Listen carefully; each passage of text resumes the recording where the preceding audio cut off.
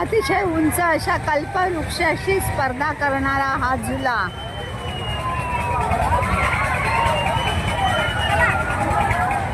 कल्पवृक्षापेक्षाही उंच जाणारा आणि लांबून नुसतं बघून आमच्या पोटात गोळा येणारा.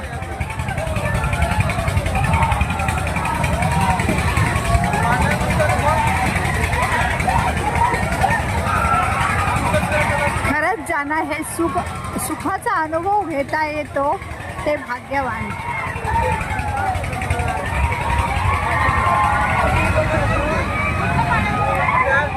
आणि तेवढेच हे छोट्या सुखात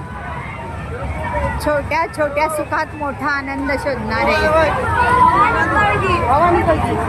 जत्रा म्हटलं की किती सुंदर क्षण अनुभवता येतात आणि ही तर कल्पनाच नाही आपण सहन करू शकत, कल्पनाच नाही करू शकत.